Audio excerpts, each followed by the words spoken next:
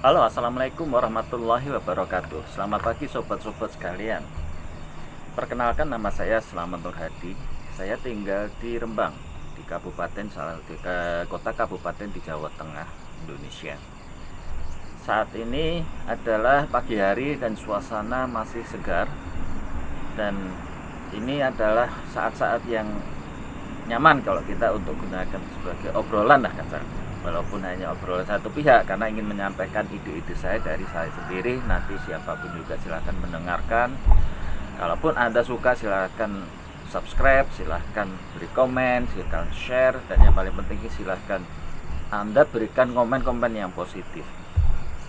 Pada pagi hari ini saya ingin membagi pengalaman. Mungkin saya perlu memperkenalkan latar belakang saya dulu. Latar belakang saya adalah seorang engineer dari lulusan teknik mesin ITB, ya, Institut Teknologi Bandung, angkatan 86. Saya lulus tahun 92. Kemudian tahun 93 saya langsung masuk di dunia industri pesawat di Bandung. Anda tahu pabriknya. Kemudian tahun 98 saya pindah ke Bekasi. Saya bekerja di salah satu perusahaan industri otomotif hingga sampai 7 tahun. Kemudian berikutnya saya 7 tahun bekerja di sebuah pabrik pipe support, ya. Jadi pabrik ini jadi pembuatan pabrik pipe support yang diekspor ke seluruh mancanegara tentunya.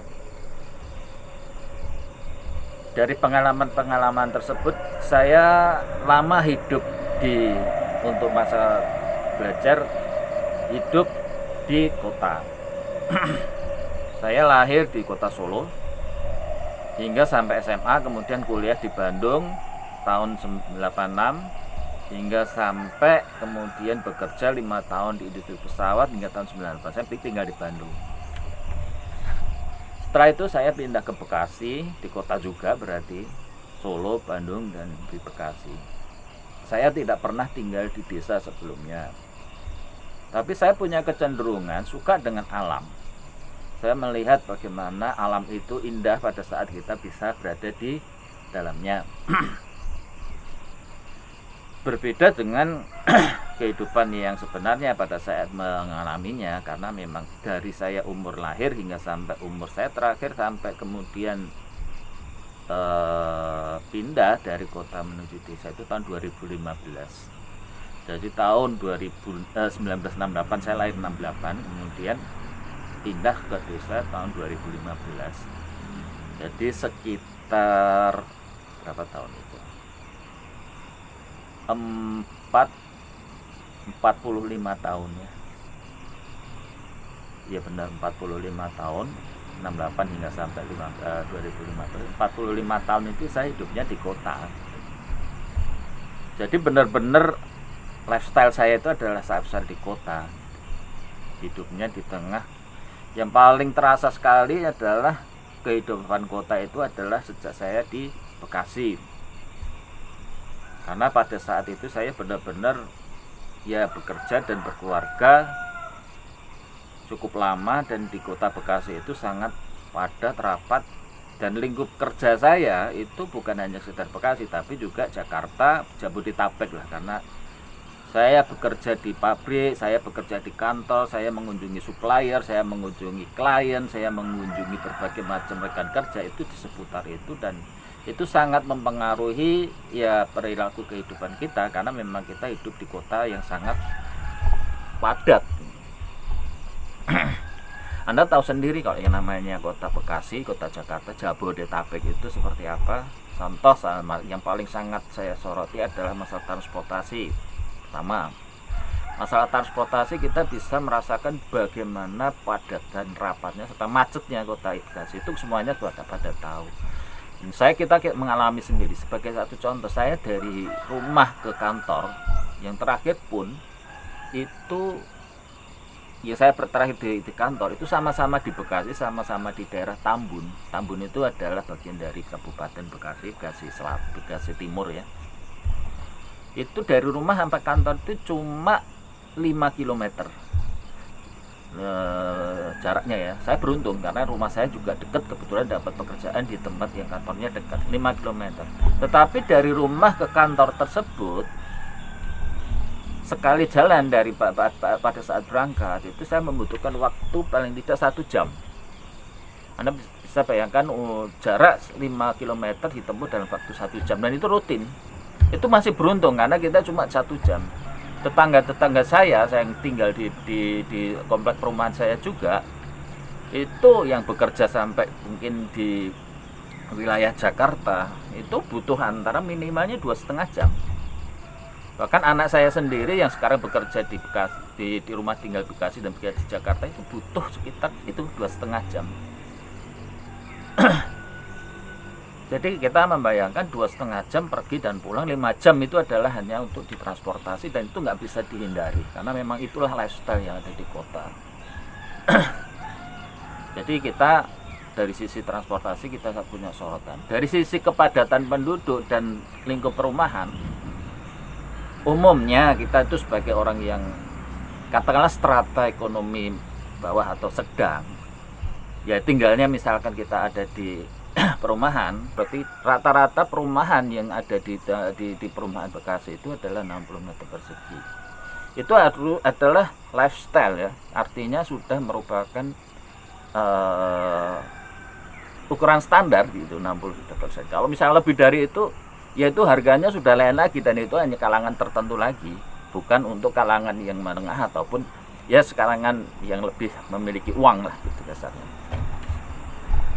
Dari sisi kita bisa bayangkan hal hidupnya seperti itu. Berjalan dengan umur, dengan situasi seperti itu, ya kita juga melihat ya bagaimana kesibukannya. Kalau saya bekerja di kantor pun, ya kalau dari sisi pekerjaan, ya dari jam 8 sampai jam 5 itu adalah resminya. Tapi persiapannya, kalau dari segi waktu, ya memang tadi untuk 5 jam untuk transportasi. Kalau saya beruntung ya 1 jam lah. Pulang dan pergi berarti 2 jam. Saya dari kantor itu paling tidak kan jam 7. Itu sudah beruntung karena kita masuk jam 8. Tetangga-tetangga saya itu pas habis subuh atau bahkan ada yang sebelum subuh, paling tidak setengah 6 jam 5 itu sudah harus berangkat.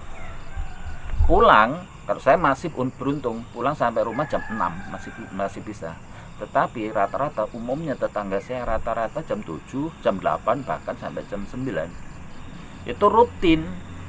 Jadi sebetulnya aktivitas di luar rumah yang menunjang pekerjaan itu adalah jam kantor jam 5, jam 8 sampai jam 5. Itu berarti itu adalah 8 jam plus 1 jam istirahat, total 9 jam ditambah 5 jam untuk yang berangkat dan pergi. Kalau saya anggap saja lah 12 jam ya dari pagi dan dari jam 6 pagi sampai jam 6 sore.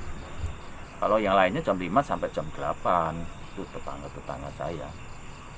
Jadi dari sisi waktu kita sudah melihat bahwa waktu kita memang banyak tersita di jalan, di luar rumah ya, untuk aktivitas menunjang pekerjaan. Itulah jam realnya gitu. Kita punya waktu libur hanya Sabtu dan Minggu, Sabtu dan Minggu gitu ya. Memang, dan Sabtu dan Minggu dalam kenyataannya karena kondisi tadi transport dan sebagainya, ya untuk istirahat itu kita kalau paling rileks itu hanya bisa kalau ada di rumah atau lingkungan sekitar. Begitu kita mau mengadakan acara jalan-jalan dengan keluarga, ya harus spend waktu dan uang tentunya ya, spend waktu. Paling tidak kalau kita mencoreng waktunya. Karena ya walaupun Sabtu atau Minggu, ya macet juga, itu harus diterima. Itulah lifestyle-nya di kota besar. Pada saat awal-awal masih kita muda, masih bersemangat, berkarya dan segala macamnya, tenaga juga masih fit, hal tersebut tidak menjadi masalah karena memang kita juga sudah menerima itu sebagai bagian dari kehidupan dan konsekuensi, sehingga ya kita jalanin saja gitu. Nah, manakala kita sudah mulai memasuki umur, waktu itu saya sudah memasuki umur 40 tahun, sudah mulai terasa itu yang namanya pikiran-pikiran kok kayak begini gitu, hidup itu kok seperti ini saja. Jadi bukan hanya faktor fisik saja ya, tetapi pikiran juga sudah mulai merasakan ya jenuh gitu ya, jenuh dengan situasi yang begitu saja. Kita pulang ya berangkat pagi, pulang petang, kemudian dengan tetangga kita juga sulit ketemu, kecuali event-event misalkan kita mengadakan acara-acara besar. Dan yang paling penting, kesehatan juga sudah mulai merasakan efeknya. Itu begini. Saya bekerja, dan dalam keadaan bekerja itu kan membutuhkan energi dan konsentrasi, bukan otot tetapi pikiran dan tentunya mental ya. Itu membawa efek bahwa pikirannya apa yang kita lakukan di kantor, manakala kita pulang itu tidak semena-mena akan kita cut habis, tidak ada berpikir lagi dengan urusan kantor. Ternyata nggak bisa. Faktanya saya itu sering mengalami pada saat kita pulang kerja ya tetap membawa tadi masalah yang belum selesai itu apa, karena besok saya harus bisa memberikan solusi atau menjawab target atau menyusun rencana segala macam lah ya. Itu namanya orang bekerja ya. Sehingga pada saat kita pulang di kantor pun selalu terganggu dengan pikiran, kita nggak bisa full 100%, 100% nggak fokus hanya dengan urusan rumah, dan kita ingin berkomunikasi dengan keluarga gitu. Susah. Makin tinggi seseorang memiliki jabatan, waktu itu saya sudah sampai di level manajer, memiliki anak buah 14 orang. Ya makin lama itu makin tinggi pada level itu tersebut, kita memiliki beban lebih untuk minimal mempersiapkan pekerjaan apa yang besok harus dilakukan, target apa kepada si Anu, si B, si C. Itu selalu terjadi, tidak bisa kita tinggalkan, dan itu terbawa sampai di rumah. Konyolnya sampai tidur pun kita itu seringkali itu mimpi itu kerja di kantor. Udah kerja, pada saat bekerja di kantor sudah puyeng, lelah, sampai rumah juga masih kepikiran besok apa yang mau dilakukan, tidur pun ngimpi kerja. Konyol sebetulnya, tapi itu sering terjadi gitu. Sehingga bangun tidur kayaknya habis capek, kayak barusan kerja gitu loh. Nanti bangun ya kerja lagi gitu. Akhirnya yang menjadi lingkaran hidup kita itu ya kerja gitu. Ya itulah, seperti itu mulai terjadi kondisi yang mengalami akumulasi, hingga akumulasi tersebut membawa perasaan jenuh, sehingga pada titik tertentu waktu itu umur 40 saya masih belum berani mengambil sikap untuk oke lah cukup gitu ya, karena waktu itu anak saya masih sekolah gitu ya. Tapi di dalam 40 hingga sampai saya umur 45 saya mulai pensiun, itu adalah umur 2014. Jadi umur 46 ya, jadi dalam 6 tahun itu ya memang galau juga gitu. Jadi yang ada adalah berangkat kerja itu artinya ya yang penting saya berangkat kerja, nyelesain pekerjaan, pulang ke rumah jam 5 dah tunggu gitu ya. Walaupun tetap tidak bisa yang seperti tadi saya ceritakan, ya bisa lepas juga gitu. Hingga akhirnya setelah umur 46 saya juga sudah mulai merasakan, anak-anak juga sudah tinggal sedikit lah untuk masa kuliah dan pendidikan mereka. Saya merasakan sudah memiliki cukup aset, karena waktu itu saya sering nabung dalam bentuk tanah. Ya nggak banyak, tapi ya saya anggap sudah cukup lah gitu.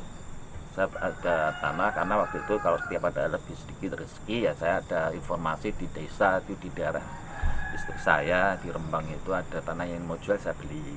Nggak banyak, sekitar 2 hektar lah totalnya. Waktu itu masih murah, artinya ya kita terjangkau untuk membeli dengan gaji yang tidak, ya istilahnya cukup lah gitu.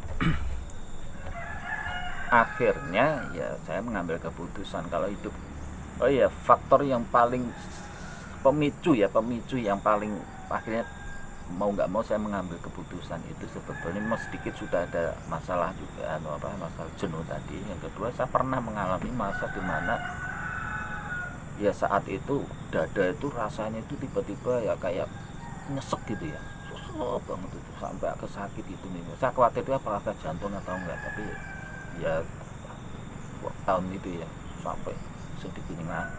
Sehingga sempat waktu itu pas saya diri di rumah itu berpikir apa ini sudah akhir saya gitu.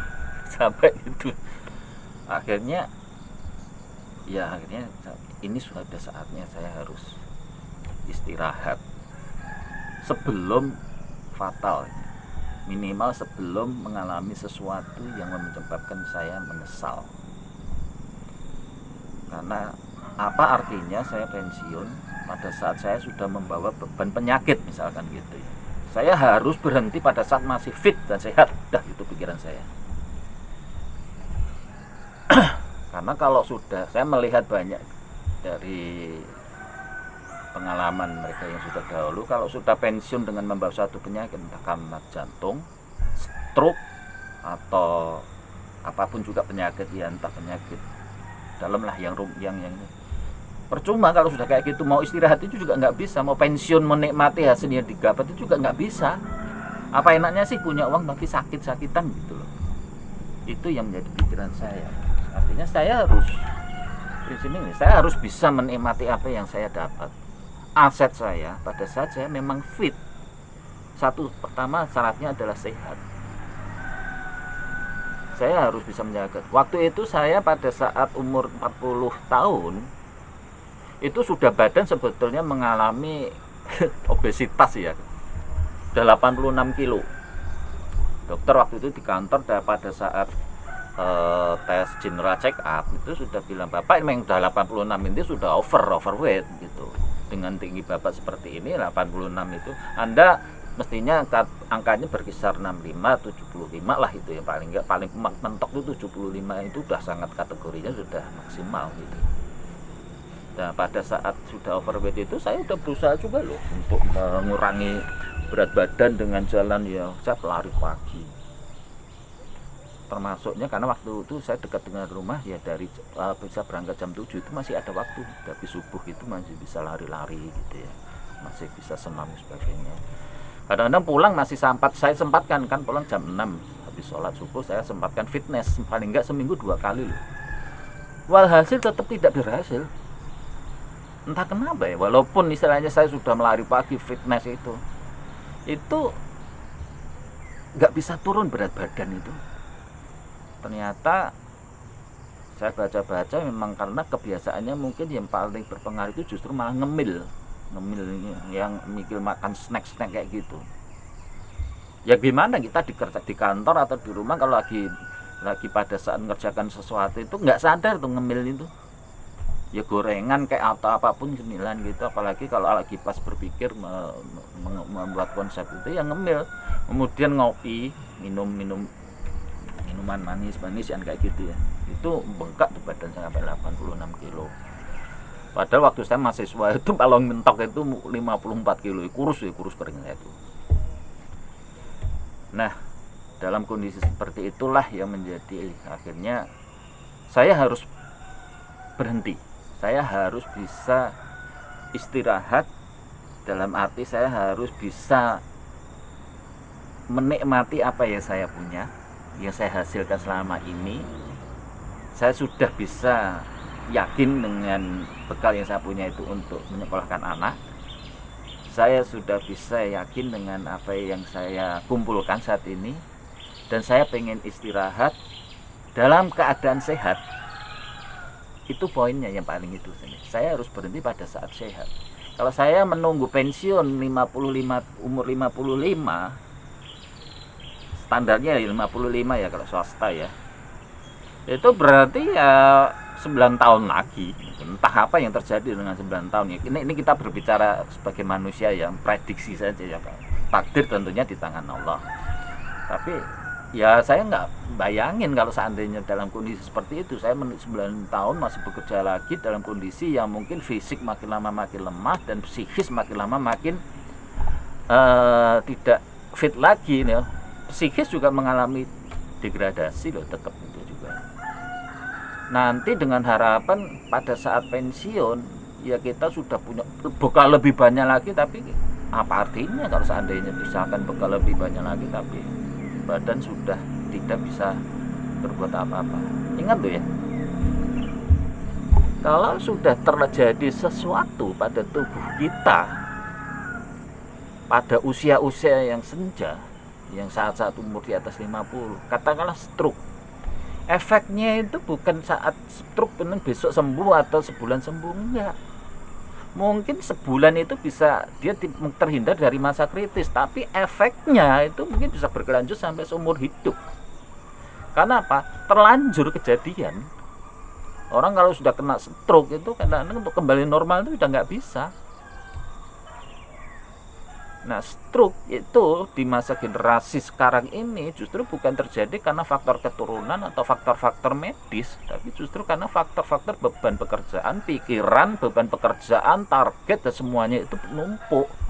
Nah, itulah yang seperti itu yang saya takutkan ya. Saya nggak ingin nakut-nakutin teman-teman ya, tapi cobalah saya ingin berpikir logis, rasional, dan prediktif ya, memprediksi saja gitu loh, mengukur iya kalau seandainya sampai terlanjur seperti itu, terus apa gunanya saya mendapatkan uang pensiun katakan gitu yang lebih banyak. Itulah latar belakangnya kemudian saya pindah, cabut, ya udah, memang kemudian saya keluar, di kantor juga sudah mulai sedikit masalah, sudah nggak nyaman, pulang. Sempat memikirkan apa berikutnya, saya pulang tahun 2015. Waktu itu akhirnya mengambil kesimpulan saya harus pulang, toh sudah punya